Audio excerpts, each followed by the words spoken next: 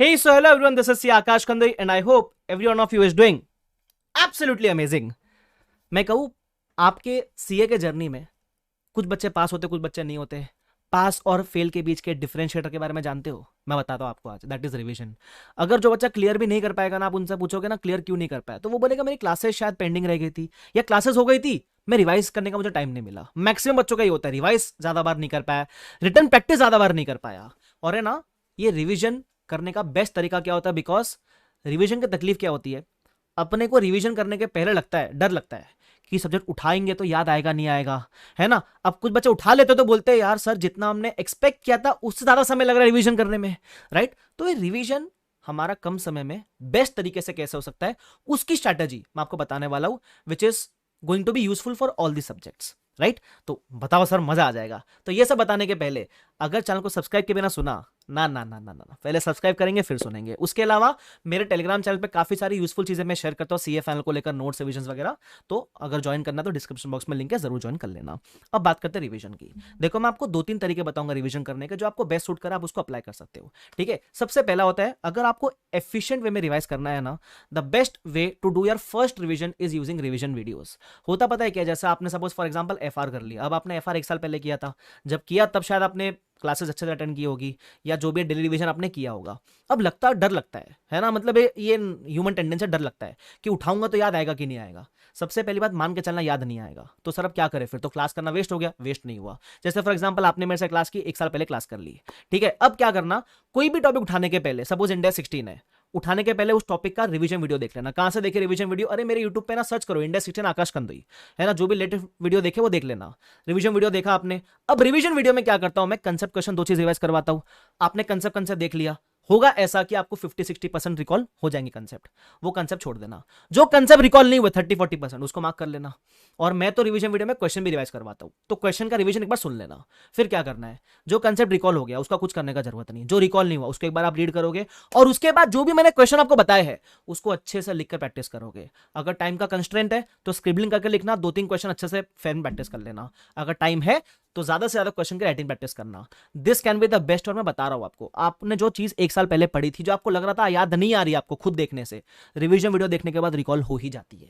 और मैं क्यों बोल रहा हूं फर्स्ट रिवीजन में यूज करना, बिकॉज अगर आपने फर्स्ट रिवीजन में रिवीजन वीडियो देख ली ना, तो ऐसा पॉसिबल है सेकंड रिवीजन में आपको वापस से वीडियो देखने की जरूरत नहीं पड़ेगी. आप जब सेल्फ रिवीजन करोगे आपका काम हो जाएगा. ठीक है, this can be one way of doing it. तो अगर मैं आपको प्रोसेस बताऊं तो प्रोसेस क्या हुआ, आपने पहले क्लासेस कंप्लीट की, क्लास के साथ में आपने नोट्स वगैरह बनाए होंगे.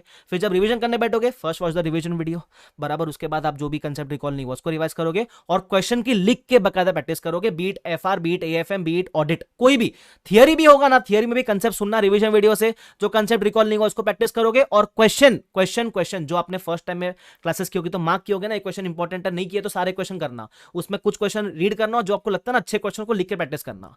वो थियरी में भी लिख के करोगे तब जाके एग्जाम में हाथ चलेगा. This can be one way of doing the revision. ठीक है, अब एक और तरीका होता है जहां बच्चे बोलते हैं सर हमको रिवीजन वीडियो देखकर रिवाइज नहीं करना, सेल्फ रिवीजन करना है. तो उस केस में कैसे करें? कुछ नहीं करना. उस केस में आपने जिस फैकल्टी से क्लास ली है उसके आप नोट्स खुले रख के बैठोगे, है ना, उनके कंसेप्ट बुक्स आप रीडिंग करोगे, उन्होंने उस कंसेप्ट को समझाने के लिए कुछ एग्जाम्पल लिखाए होंगे, वो एग्जाम्पल रीड करोगे, आपकी हो जाएगी कंसेप्ट की रिवीजन. फिर आप क्वेश्चन पे चले जाओगे. अब सर हमको कौन सा करना चाहिए? देखो देयर इज आर्ग्यूमेंट कि सर वीडियो देखते रहेंगे तो हमको कैसे याद होगा, इसलिए मैंने कहा फर्स्ट रिवीजन में रिवीजन वीडियोस बहुत नेसेसरी होते हैं. उसके बाद सब्सिक्वेंटली आप सेल्फ रिवीजन करोगे तो बेस्ट होता है. ठीक है, बट हर बच्चे का पढ़ने का तरीका अलग होता है.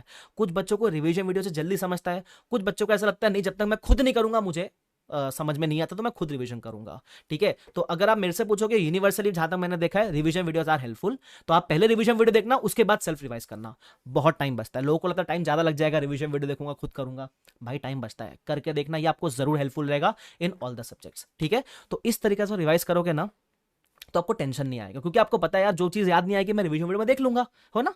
एक और चीज, अब आई रिवीजन को कितने दिन में कंप्लीट करना चाहिए. तो नॉर्मली हम पता है क्या करते हैं, हम टारगेट इतना अनरियलिस्टिक रखते हैं ना, अचीव नहीं होता तो स्ट्रेस आ जाता है फिर अपने को. तो मैं आपको एक सिंपल परसेंटेज डिफाइन करता हूं.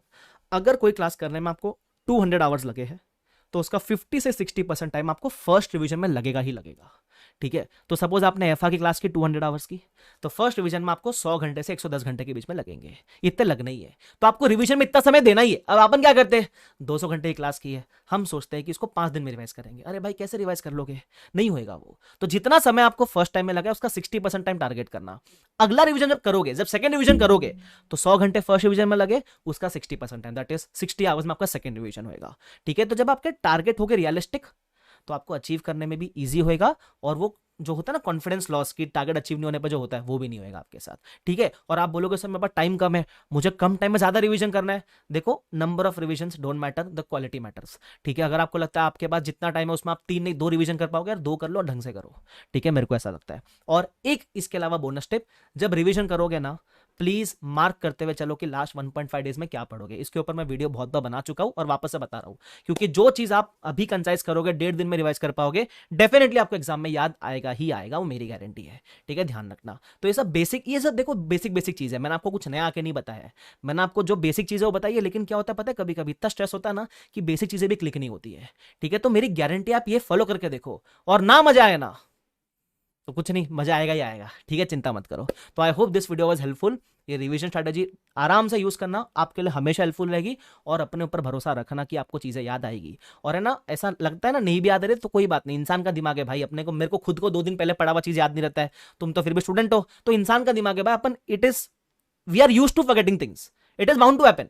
तो एक्सेप्टेंस लेकर आना कि सब चीजें याद नहीं आएगी, है ना, तभी तो रिवीजन की जरूरत है ना। अगर एक बार पढ़ के एग्जाम तक याद रहता तो रिवीजन बीच में क्यों चाहिए फिर, तो याद नहीं आता तभी रिवीजन की जरूरत है। तो एक्सेप्टेंस लेना कि कोई बात नहीं, याद नहीं आएगा, लेकिन जब मैं इस तरीके से रिवाइज करूंगा ना, मेरा आराम से रिवीजन हो जाएगा। ठीक है, तो अगर आपको ये वीडियो हेल्पफुल लगा, जरूर कमेंट में छोड़ के जाना कि यस आप कौन सा वाला स्ट्रेटेजी यूज करने वाले हो, सेल्फ वाला की रिवीजन वीडियोस वाला। ठीक है, और रही बात एफआर की, एफआर के लिए मैंने ऑलमोस्ट सारे टॉपिक्स के मेरे रिवीजन वीडियोस है, कुछ मैंने ये अटेम्प्ट मैंने अपलोड किए, कुछ मेरे ऑलरेडी अटेम्प्ट्स का अपलोडेड है।